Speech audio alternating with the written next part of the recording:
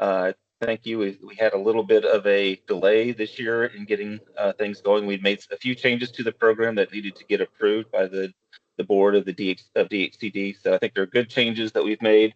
They'll make it more attractive program, as well as help out in the application process as well. So we'll go ahead and get started. My name is Tori McGowan. I'm the program manager of the real estate office at DHCD.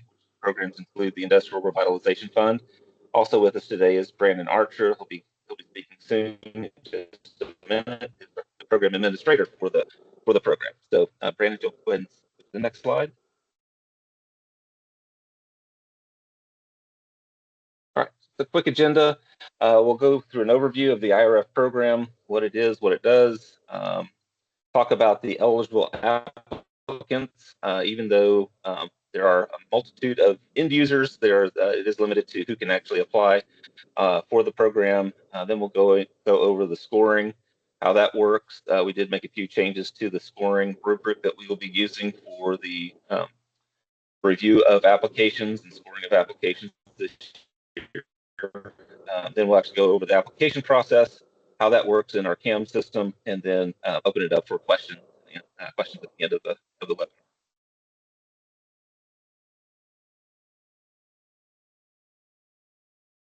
All right, so the intent of the program is to fund shovel-ready projects that are going to be a catalyst that will spark additional private investment and job creation in distressed communities throughout the Commonwealth of Virginia.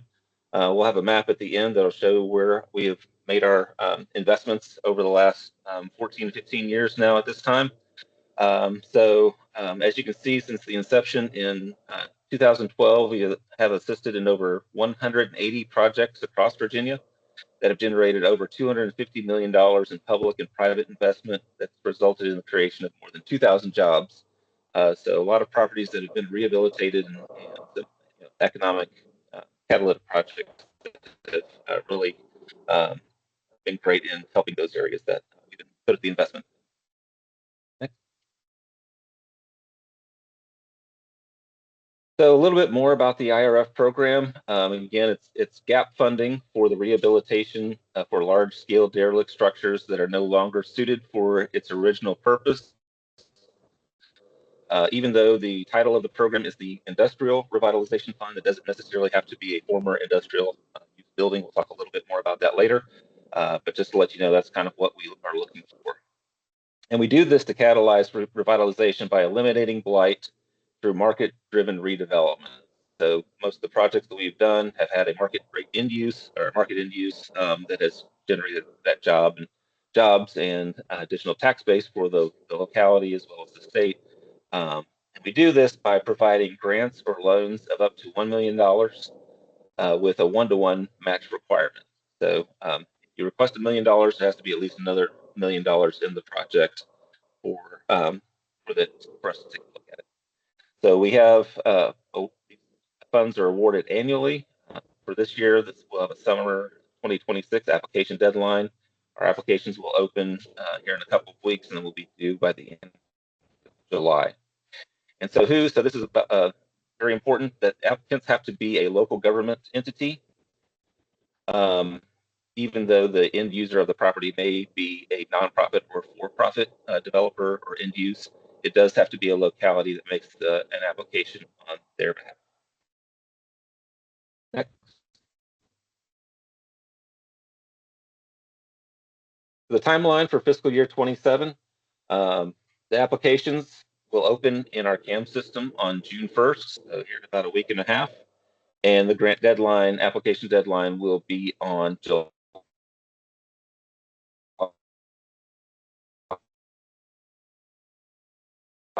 31st of 2026. So as you can see, on June 1st, deadline will be July 31st. We estimate that the grant awards will be announced in early fall, probably September at some time, and then over the fall and winter of 2026, we will have contract negotiations, and then once those are complete and we are able to go to contract for the projects, they will then have changed this. We've upped this from 18 months. They now have 24 months to use the IRF funding once their contract is done. Hey, Tori, I think you're having some audio issues with your microphone. You might want to change something or get Brandon to take over. All right. Can you hear me better now? I'll try to speak Yes. up as well. Sorry. It just goes in Okay. and out a little bit. Gotcha. Thank you, Kate. So eligible properties. So the program is targeted toward vacant and deteriorated properties. So there is a definition of blight that is in the program guidelines that we use to determine the eligibility for the project. So we've talked to a lot of people that may have, maybe underutilized properties. Those really are not properties that we're looking for. We are eligible properties are those that are actually vacant properties, and the poor condition of them creates a notion of economic blight into the surrounding area and kind of drags down the entire area around it. So former uses, as I mentioned, it doesn't necessarily have to be an industrial former use. We've done projects that have been department stores, theaters, hotels, shopping centers, school buildings, even residential buildings. We'll talk a little bit more about that, what the requirements are on former residential buildings, which in this case, that's on the picture, this was, and they've turned it into kind of an Airbnb short-term stay property, piggybacking on the tourism that is coming to that area. This is in Tazewell, Virginia. Only the ineligible sites that we cannot look at are greenfield sites or scattered sites that are properties that are not located directly next to each other. If they're a block away or 2 blocks away, we cannot look at scattered sites. Are you able to hear me better now, Kate? Just okay. Next slide. Eligible end uses. A lot of end uses that we've had in the past are hotels, retail, community centers, museums, restaurants, breweries, business incubators, co-working spaces, community kitchens. The one thing to take a look at is mixed use. So if it's a residential use as well as a commercial use, so let's say it's a building in a downtown somewhere that the first floor will be commercial and the second and third floors will have residential apartments in them. We can do mixed use. It used to be that the requirement was at least 30% of the total square footage of the building must be allocated for commercial use. We have lowered that threshold this year to 25%.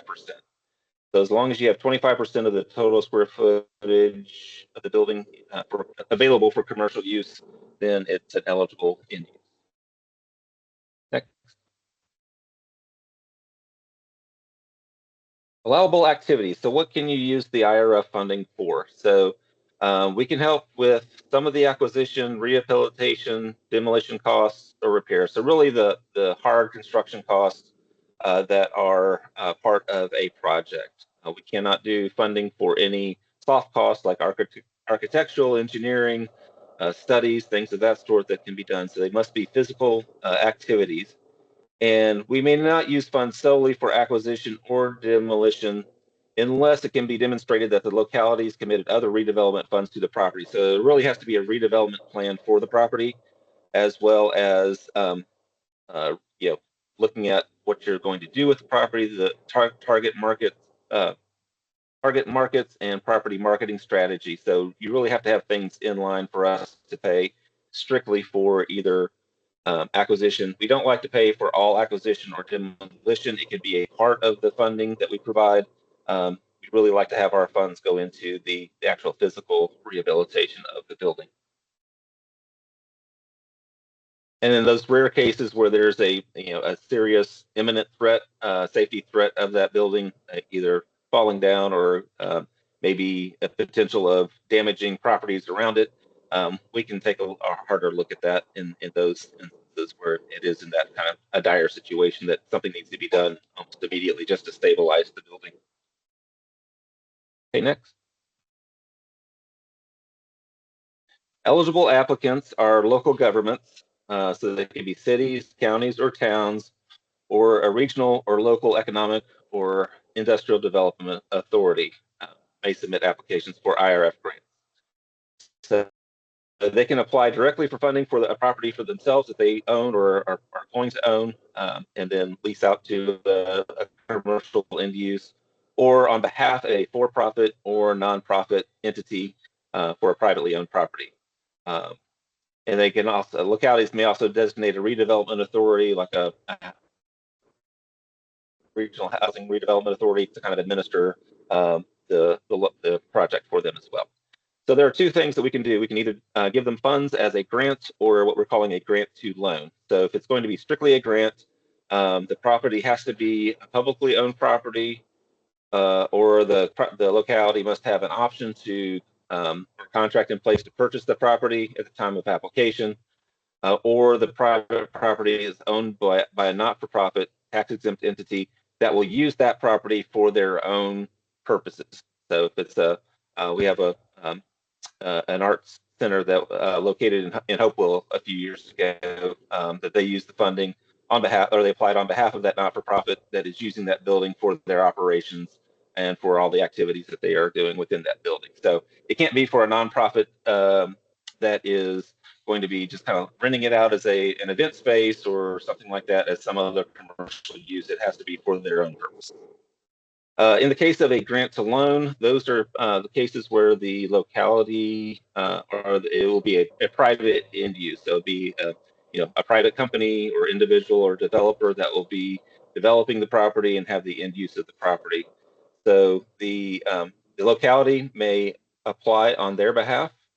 And then what will happen in that case is we would make either a grant to the locality, who would then loan the funds to the private developer when as the project's going on, and then they would repay those funds to the locality, which would then set up a revolving loan fund within the locality to then make additional grants or make additional loans to individuals that are doing kind of IRF eligible type activities. So in the future, so if you have they may have another project that may be an IRF eligible project that they could make that give those loan funds to as well. If the locality is unable or not willing to administer the loan, we can use a CDFI, Community Development Financial Institution here in Virginia, to administer those loans. So we can do that as well, or have them administer the loan if the locality is not able to administer those loans. Next.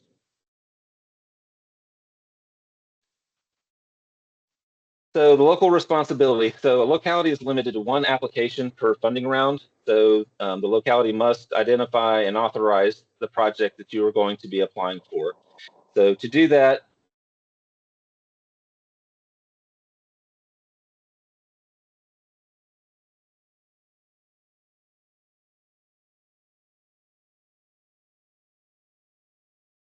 you must guidelines, and so that is something that you'll have to do. So if it's either if it is a locality, a town, or a county, so the Board of Supervisors will have to do the resolution. A city or town, that they'll their council would have to do that, create that, and sign off on that. There's also a local authorization we'll talk about. And then the loan structure. So if it is funded as a grant and loan, grant to loan. I'm sorry, I'll try to speak up unless Brandon wants to go ahead and take over. I think we can hear you okay, but your audio is going in and out. Okay.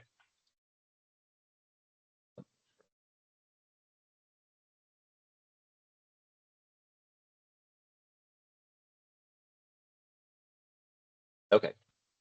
Hopefully that will be better. I got off the VPN, so can you hear me now? Yeah, you're good to go now. Okay. So the loan structure. So we have a set of standard rate terms that we use for any IRF funded projects. Right now, the interest rate on that is prime -2 with a minimum of 5%. So right now, it would be a 5% loan. The prime rate is less than 2% above that, with a 20-year amortization. Again, it's negotiated on a project-by-project basis. So those are the standard loan terms that we would authorize the locality to make with the private developer or the end user. If the one or the other wants to change those, DHCD would have to approve any changes to those arrangements. So, and then we would execute a performance agreement with both the locality and the developer in that case, and then the loan would be between the locality and the the developer, private developer. Next. Match. To demonstrate project viability and the applicant's commitment, there has to be a one-to-one match. So again, if you apply for $1 million in IRF funds, there has to be at least $1 million of match. And that can either be cash or documented costs that are directly associated to the improvements at the property, on the property where the IRF funds are expended. So it has to be for that property. So it could be for the acquisition of the property. It can be for some of those soft costs that IRF funding cannot cover. There are some other costs. So with that, you can also use other federal, state, local, and private funds that are spent on activities directly related to the project. So if there's other, you get other grants like an ARC or CDBG funding or Tobacco Commission funding in the project, those can be counted as well. And we will count any cost that has been spent within the last fiscal year. So that will be since July 1st of 2025. Any of those costs can be counted as match. So eligible match includes acquisition costs. Again, like I mentioned, documented costs directly associated with those activities. So other construction costs that are going to be part of the project. Soft costs such as the engineering, design, architectural activities. Investments into machinery and tools. So these larger, we had projects that were breweries. So the brewery equipment that was machinery and tools, those could be counted as well.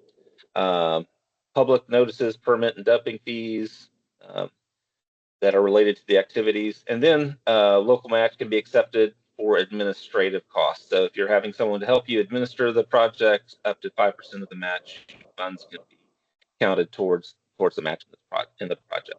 Things that are ineligible include state and local taxes, site remediation that's funded by DEQ. So there's the Brownfields grant program through DEQ and DEDP that can provide funding to help with some remediation. So we cannot count their costs. This is another change that we've made recently to the program. We used to not allow any remediation costs as match for the program.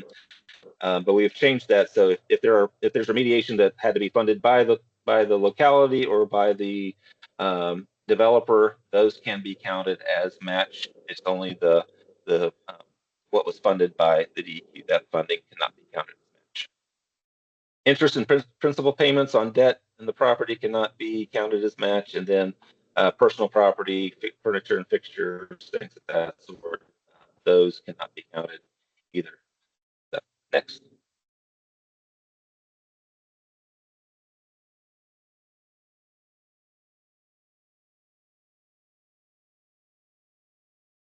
So let's look at our funding priorities that we have and kind of the scoring rubric. Like I said, it changed a little bit this year. So we do want to see projects have a relationship to a local or regional economic development strategy. So there will be questions in the application related to that. There also has to be a high degree of blight and deterioration to be addressed. So there's a definition. It's in the manual of what blight means, and so it does have to show that it meets that. And that resolution does also include language about that it does qualify under that definition. The things that we'll be looking at more this year, that we're going to put a higher emphasis on, is the economic impact of the projects. So the project needs to have a clear end use and significant economic impact to the community. And of course, with that, you have to have a clear end use of what it's going to be. So ones that we're saying, hey, we want to build this building, make it better, and then we hope that someone will come into it. We actually need to see, okay, we have commitments from this company, this person that are going to come in. They're going to create 10 jobs. And then we also look at the project readiness. So we really need to see projects that will be ready to be shovel ready to start construction within 6 months of the award date. So hopefully that's going to be September. So that would be early 2027 at the latest that they would be ready to start construction on the project. And then another thing we look at is the economic distress in the project locale. Next. again, funds, projects will be scored through a competitive process that will give greater priority to projects that lead to the efficient and immediate redevelopment and reuse of abandoned industrial structures. So we evaluated all these objectively on a score from 1 to 100. You have to score at least 70 to even be considered, but we always have more in applications than we have funding for. So whatever the highest scoring projects will receive funding, and we just go down until the funds are expended, totally used. So a strong application will be able to document that the project is shovel ready, but could not be finished without the injection of IRF funds. So this is very important. This program is designed to be gap funding for projects that need that extra money to be able to be feasible. It is not to take place of other lending or other funding into a project. It is not intended to help you help a project. Let's say it's a private developer. So instead of going to a bank for $1 million loan, you come to the IRF for $1 million loan when you probably could get it from the bank at a higher rate than the what the IRF loan might be. It is not used for that. So you need to show that you've tried to get funding for the project through other means, whether it's equity, tax credits. There are a myriad of ways that you can get those funding for a project, other grant programs, and you really need that gap funding to complete the project. Again, we want to see projects that act as a catalyst to spark additional private investment. So a project that's kind of in an area that's kind of a little more rundown than other areas, this could be that spark to kind of get it going. Once you get that first investment into the area, then you'll see other investments come in. Those will probably score a little bit higher than a project that might be kind of out, not in an area that there's much. It may be the last thing that needs to be improved, or an area that there's not a lot of other commercial activity around, that may not score quite as high. And again, there is a 1-to-1 match requirement, regardless of the amount that you. Okay, next. So the scoring here, here's the scoring rubric that we're going to use for this year. We did increase the economic impact scoring a little bit. So we look at the economic impact. So again, those jobs that will be created, the taxes that will be generated, the additional, kind of those secondary things, kind of the quality of life improvements that might be made. So really whenever you're filling out the application, kind of look at all those, the ways that this project will impact the community. So not only economically, but kind of quality of life, all of those. Of course, we still look at the readiness as that, and then the end use plan. So that's the highest majority of the 75% is what we're looking at in those three areas. 15% will be alignment with the economic development plan. So let us know how it kind of ties into things that you have in your community's economic development plans, and then 10% for locality distress. For the total of 100%. This year, we've changed the bonus structure somewhat. So there can be a bonus. The only bonus that will be made this year will be for projects that are mixed use projects. So if it's a project that has a housing component to it, again, up to 75% of the space can be residential with at least 25% commercial.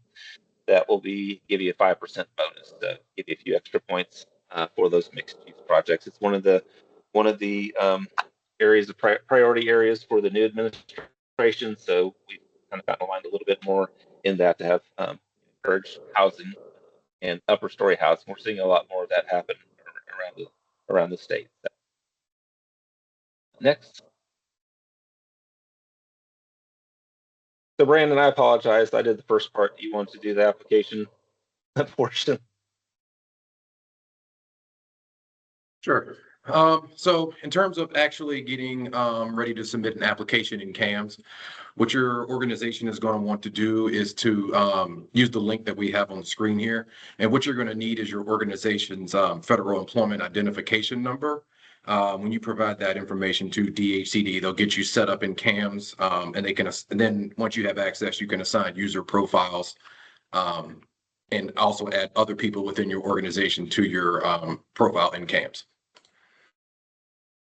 So when you start the application, when it opens on June 1st, you log in with your username and password, and you can go to the application screen that you see a screenshot of here. It's going to say what it says on the screen: Industrial Revitalization Fund FY27 will appear. And then once you select that drop down, you will be able to start working through your application. Another thing to be mindful of when you're working in CAMS is to save your work often. Our application process, as you're about to hear, is going to include some written narratives. And a lot of times we just want to make sure that you save information before you move on in case the system times out. Also, be mindful that you will only have until midnight on July 31st to complete that application. And note that DHCD staff will not be available for consultation after 4 o'clock on that day. We always encourage potential applicants to reach out to us during the application period in case you might have any questions about your application. You're going to want to do that as soon as possible. That way, if there is feedback that we can give you on the strengths and weaknesses within your application, we can get you that information and give you enough time to get it resubmitted before the deadline. We cannot consider any applications that come in after that midnight deadline on the 31st. So the first part of this is reporting your project budget. Here is where you're going to describe all the funding that's going to be used that was in your narrative section. Please list all activities that are going to be needed in order to bring this project to a viable economic use, all the way from pre-planning activities. If you had some studies done for your potential project, you can include some of that information, because what we really want is a holistic picture of the entire project to really understand how our portion of the funding relates to the overall project cost. So here is where you're going to put the hard cost for IRF. Will go under the building, construction, and renovation. And then any other funding, public or private investment that's going to be pushed into this project is going to be listed under other. And that's going to be important because should your project be awarded when you go to submit remittances down the line, we're going to want to make sure that you're drawing down your funds from the correct categories. In terms of the project overview, this is kind of the highest level snapshot that we use when we look at projects. Our initial review of all projects as a team kind of uses this project summary sheet that we have listed here, and it includes some basic information about the project site, year built, the size of the project. That's important to us because, as Tori mentioned, with that 25% threshold, we want to make sure that everybody's hitting their commercial square footage allocation should that apply to your project. Try to be as accurate as you can. List the project site as the property address. Please don't list the headquarters of your town hall or your city council. We want to make sure this helps us review applications in a more efficient manner. We're not trying to figure out exactly which parcel that you are talking about. Also, describe the potential end use if that information is known to you at the time, as well as the intended use of the project, and how many full-time or part-time positions are going to be created as a result of this. In terms of the application questions related to blight and vacancy, first, we want you to discuss how this property was selected compared to other vacant, deteriorated properties in your locality. How you frame this is, how was this property determined to be the highest community priority? And also just give us a insight into the building interior and exterior. When you are completing your application and you're going to be submitting photographs, you don't have to take photos of every square inch of the building. But if you're going to be speaking to roof replacement and window replacement, we'd like to have photos of the roof and the windows, especially the areas that are going to be addressed with IRF funds. That gives us a better idea about just how blighted and vacant your building is. In terms of economic impact, as Tori mentioned before, that's now a different scoring rubric than we had previously. So we want you to please describe the primary economic impacts, such as the new full-time and part-time jobs, any new businesses created, and the leveraged private investment that is also in the project. Also, please present any secondary economic benefits you might have in terms of local meals tax, sales tax, lodging if you're doing hotels. All that information can really help us understand the impact that your project is going to have. And then also anything additionally, such as access to services or resources, workforce development, and quality of life can all help you present a stronger application before the team. In use. Please discuss the end use of the property. Again, while it is not an automatic disqualifier, if you don't know the end use of the property, a more strong application will be able to explicitly say what the end use is, and that way we will understand the economic impacts. Use market research, pro formas, and other economic data to support your statements. If you have not yet secured an end user, please discuss your process for how you plan to recruit and secure end users. And then also giving us a anticipated operating budget once the project is stabilized gives us a really good idea of just how valuable this project is. In terms of project readiness, please list any public or private investments during the past 2 years. Also list any that are currently underway and any that intend to happen within the next 2 years over the course of the project completion. Also, if you have already secured a developer where you're in the process of maybe putting out bids or soliciting quotes, make sure you convey that information in the application. What we want is, if you may not necessarily have a developer secured at the time of application, at least at the time of application, you can give us a time frame for when you will obtain one, and that helps us make sure that you're going to be able to complete the project within that 24-month time frame. So this is a copy of the project status sheet. What this does is a space for a brief narrative just to kind of give us an idea of what activities have been completed on site so far. Please list any zoning changes that you might have. If parcels are being subdivided, we would need to know that because, again, that impacts the project readiness and it impacts the completion timeline. If you're using any historic tax credits or new market tax credits, please be sure to give us the status of that. If those are already secured, you'll be asked to provide documentation of that with the application. Also, if your project is going to require financing, as Tori mentioned earlier, other loans, please let us know if those loans have been secured. You will be asked to validate that by letters from the financial institution. And then also, if project design is finalized, we'd like to have an idea about where that stands as well. In terms of questions that relate to stakeholders in the project, if you already have a developer, again, discuss that developer's experience and the capacity, and also kind of begin to highlight how the process you use to actually obtain that developer. Procurement is something that we do want to take a look at. If the local government is going to act as the developer, please include that similar information about projects that they have completed.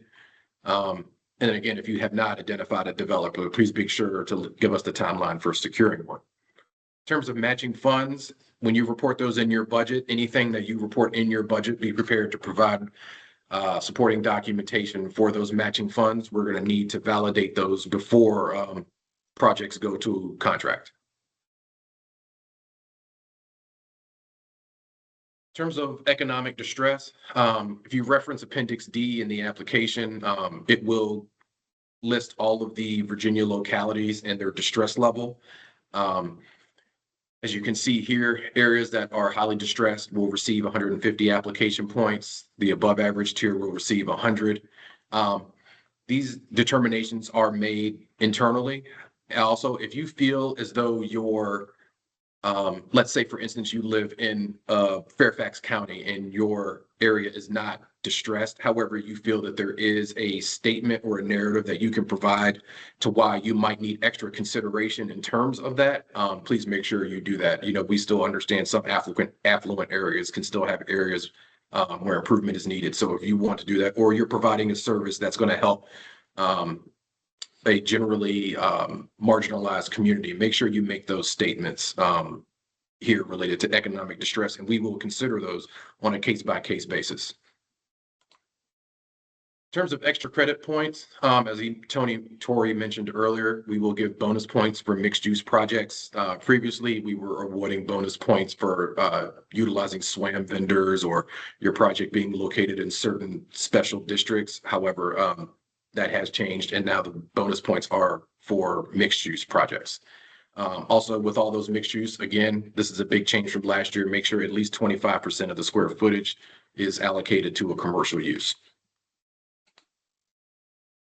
At the end of the application, when you're going to be submitting your attachments, some of those things are going to be listed here. The local assurance saying that the application information is accurate. Also, we're going to require a resolution from the local governing body authorizing the application for IRF funds. You must also specify the exact dollar amount that is being requested. Also, photographs, as I mentioned, please provide photographs of the portions of your building that we really need to focus IRF funds on. And then any additional project info you might have, such as tax map information, pro formas, business plans, letters of support, statements of support from community members, all of those can be added into the additional project info area.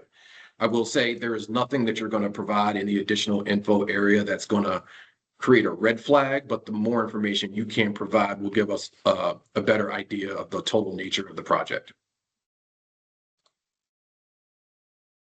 So shifting into a couple case studies of some IRF projects that we've completed in previous years.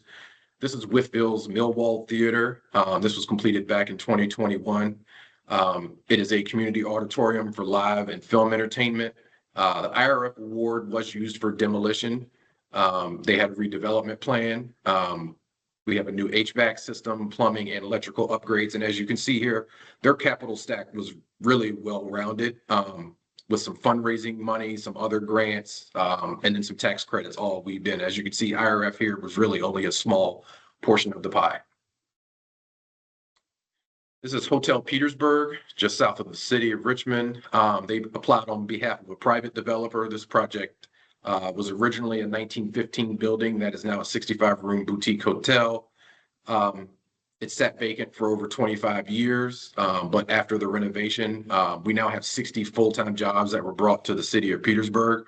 And as you can see here, the city of Petersburg also had some financial investment in this, some traditional bank financing, and then they also used historic tax credits. Then also another significant chunk of this project was private owner equity. So a lot of times, you know, if it's a private property and we've got an owner who has done acquisition or some other things, that's where you can also use that to kind of get your match amounts up. This is the Factory Flats out in Botetourt County. This was another private developer renovating a former tire factory. It has now been split into a brewery and also a residential space with several apartments and condos. As you can see here, IRF was roughly 50% of this total project cost, with a developer putting forward the other 50%. Out in Galax, this is Project Blight Pier Recovery. This was an FY23 ARPA project. Galax redeveloped an old grocery store to make way for a nonprofit to provide services to the community, including addiction to work peer recovery counseling, after school and adult mentoring. They also have a community kitchen in there where they prepare meals and boxed meals for the food insecure. Again, we awarded $1 million of this project, and the city also put in a significant amount, with the nonprofit also putting up $250,000. And there are some other agencies out there that had similar interest in the project, and you can see here that ARC also contributed to this project. As Tori mentioned earlier, here's a little snapshot of our total impact across the state for fiscal years 21 through 25. We have rehabilitated 65 properties with nearly 2 million square feet of total space improved. We've leveraged over $180 million in other public and private funding, created 600 jobs, and as part of that mixed use component, also created over 250 housing units. As you can see here, in terms of our total awards over that span, IRF takes the lion's share. We used to do a lot of planning grants. That was more back when we still had a lot of ARPA funds, and that's the same with the MUMS program. And we also administer the Port Host Communities Fund, that is for 5 designated communities. So we've done 106 total awards and awarded over $66 million in state funds. At this point, we can turn this over to the Q&A. So if you have any, you can type those into the chat now, and we'll monitor those, and we can have Tori take a look at those. Tori, we have one. The county EDA is the applicant, but the project is in the town within that county who needs to make the local resolution and certification, especially if one or more of the elected bodies is dysfunctional, i.e., is there sufficient for the EDA to do the resolution and certification in lieu of the town or county? That's good. A good question. So we would prefer it to be, if it in a county versus town, we would prefer the town to be the applicant if the property is located within the town. But if there is no like town EDA or IDA and there's only a county EDA, we can take a look at it and we can talk to you, more specifically about this specific situation, kind of get a better idea of what that might be. But yeah, an IDA can apply on behalf, and it would go through the IDA board, EDA board, instead of having to go through the locality. So if that was the situation, if that is who the applicant will be, we've done that a lot in a lot of cases, especially when the EDA is going to have a loan, if it's going to be a loan with a private developer, and the EDA is going to then make the loan instead of the town or the city, or the county. So we can talk to you more specific about your particular project, Jeff. Any other questions? Feel free to raise your hand or type them into the chat.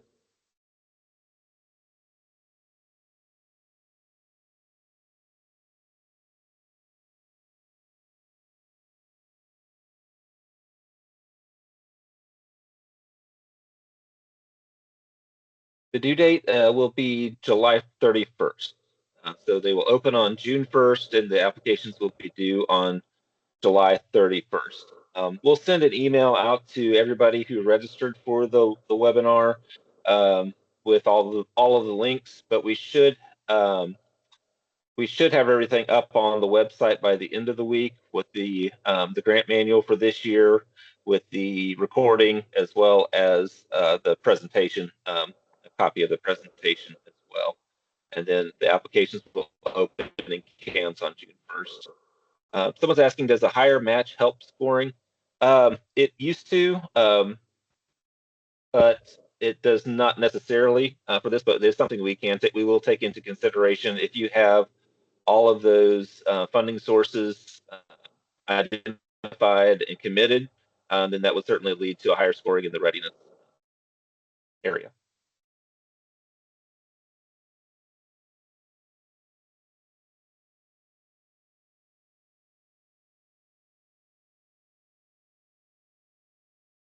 Sure. Any other questions? Brandon, if you could go ahead and turn it to the next slide, give you our information. So again, you can go onto the website at dhcd.virginia.gov/IRF with all the information. Right now, it's still the fiscal year 26, so it's still a lot of last year's. But under the resources, hopefully by the end of the week, we'll have everything for fiscal year 27 up there as well. And we have actually added the annual report that Brandon was mentioning some of those statistics from. That just came out last week, so you can look at that annual report and see some of the work that we've done. Of course, a large portion of those that funding over the last 5 years came from the ARPA, the COVID money that we received from the federal government. So that really allowed us to do a lot more over that 2 or 3 year period within the last 5 years. But so it's good. It's just good information. It might give you some ideas about types of projects that we could do. It has a list of all the applicants, or all the projects that we funded over the last 5 years. So if you see a locality that is close to you that did a project, you can maybe ask them about that. But then please feel free to reach out to either Brandon or myself with any questions. Like Brandon said, if you want to send us information that you're going to provide in the application, we'll be happy to take a look at it and give you ideas of ways to make it a stronger application. We're happy to do that. Again, it's better to start earlier than later. We do receive most of the applications are submitted kind of the last minute, but if you have some questions kind of beforehand, we're happy to answer those for you as well.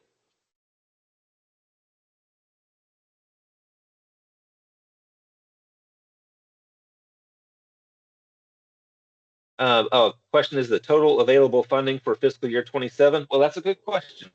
We still don't have a state budget finalized for fiscal year 27. So we aren't sure yet. I think there might be some, so in addition to whatever is in the funding from the General Assembly for this year, we may have a little bit of funds from some older projects that is coming back that they didn't use all of their funds for one reason or another. So it's still kind of TBD, I guess. So we're not really sure yet, but we imagine it will at least be $2.5 to $3 million is my guess, and it could be more.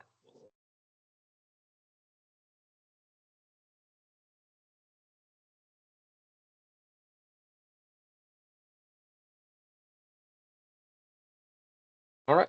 If there are no more questions, we'll go ahead and end here. But again, feel free to reach out to Brandon or myself. Just want to mention, I know a lot of you have worked with Jeff Sapersky. He is currently on parental leave. And then when he comes off that parental leave, he's actually going to be leaving DHCD for another opportunity. So if you've been working with him, please feel free to reach out to Brandon or myself. I think we're aware of most of the projects that he's been working on and working with over the last couple of years. So, but feel free to reach out to us if you have any questions and we can help you out with anything. So with that, I'll go ahead and say thank you. We'll stop the recording and